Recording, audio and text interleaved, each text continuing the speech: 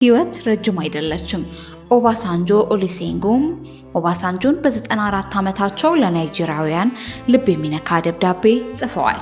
ሰዎች ህይወት ረጅም ናት ይላሉ፣ ጊዜ ያለ አትቸኩል ይለዋል። እኔ ግን አሁን የ94 ዓመት አረጋዊ ነኝ። በእርግጠኝነት ልነግራችሁ የምችለው ይህ ፍጹም ስህተት መሆኑን ነው። ህይወት ረጅም አይደለችም፣ በቅጽበት የምታልፍ እንጂ። ይህችን ዓለም የምንሰናበታት ጊዜ የቀረበ ሲመጣ ጥቂት የህይወት ትምህርቶችን ላካፍላችሁ ወደድኩ። ሀብት አጋብሻለሁ፣ ተሰሚነት አትርፌያለሁ፣ ታዋቂነትም አግኝቻለሁ። ዛሬ ግን እነዚህ ሁሉ በቤቴ ጥግ ላይ እንደተከመረ ትቢያ ይቆጠራሉ። አሁን እጄን ብዘረጋ ከነዚህ መካከል አንዳቸውም አብሮኝ አይጓዙም። አንደኛ ትምህርት፣ ነገሮች እስኪስተካከሉ አትጠብቅ። ከህይወቴ አብዛኛውን ክፍል ያሳለፍኩት በመጠበቅ ነበር። በትምህርት ቤት እያለው እውነተኛ ህይወት የሚጀምረው ከምረቃ በኋላ ይመስለኝ ነበር። ውትድርና ውስጥ በነበርኩበት ጊዜ ቅዳሜና እሁድን ጓጓ ነበር። ትዳር ስመሰርት ልጆቼ እስኪያድጉ ጠብቅ ነበር። እነሱ ሲያድጉ ደግሞ ጡረታ የምወጣበትን ቀን መናፈቅ ጀመርኩ። እውነተኛ ህይወት ወደፊት መቼም ያለ ይመስል እያንዳንዱን ቀን እንደ ተራ መሻገሪያ ድልድይ ብቻ ነው ያየሁት። አሁን ግን ተረዳው። ህይወት ማለት የመጨረሻው መድረሻ ሳትሆን ራሱን አሁን የምንጓዘው ጉዞ ናት። ሁለተኛ ትምህርት፣ ወርቅ ምግብ አይሆንም። ሀብት ለማከማቸት 50 ዓመት ሙሉ ደክሜያለሁ። ስራ ላይ ከማተኮር የተነሳ ከቤተሰቤ ጋር ማሳልፋቸውን ውድ ጊዜ አጥቻለሁ። ትላልቅ ቤቶችን፣ ውድ መኪናዎችን፣ ቅንጦት ዕቃዎችን ገዝቻለሁ።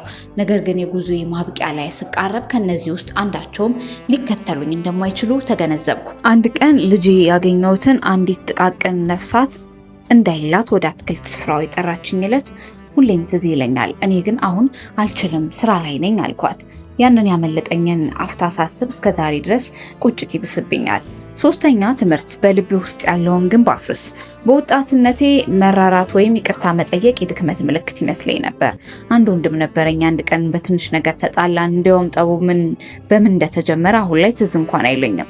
እሱ መጥቶ ሰላም እስኪለኝ እስክንታረቅ ድረስ እልህ ይዤ የጠበቅኩ ዓመታት አለፉ። ከዚያም በአንድ ወቅት እሱ ማረፉን የሚገልጽ የስልክ ጥሪ ደረሰኝ። ያኔ ነው እኔ ትክክል በሆንም ወንድሜን ግን ለዘላለም እንዳጣሁት የተረዳሁት።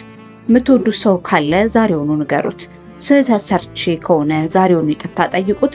ነገ ለማናኛችንም ዋስትና የለውም። አራተኛ ትምህርት፣ ፍርሃት ጥላ ብቻ ነው። ደራሲ ለመሆን ስመኝ እድሜ 22 ዓመት ነበር። ማስታወሾቼ በህልሞችና በታሪኮች የተሞሉ ነበሩ።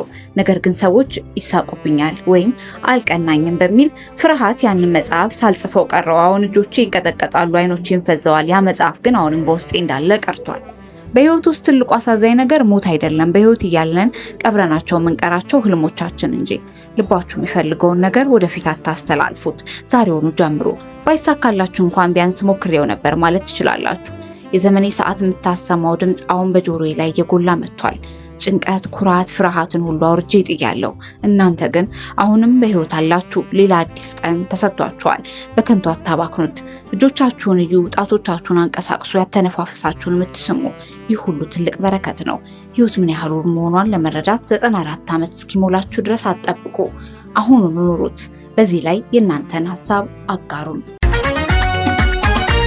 እንኳን ደህና መጣችሁ ወደ ማልቲቪ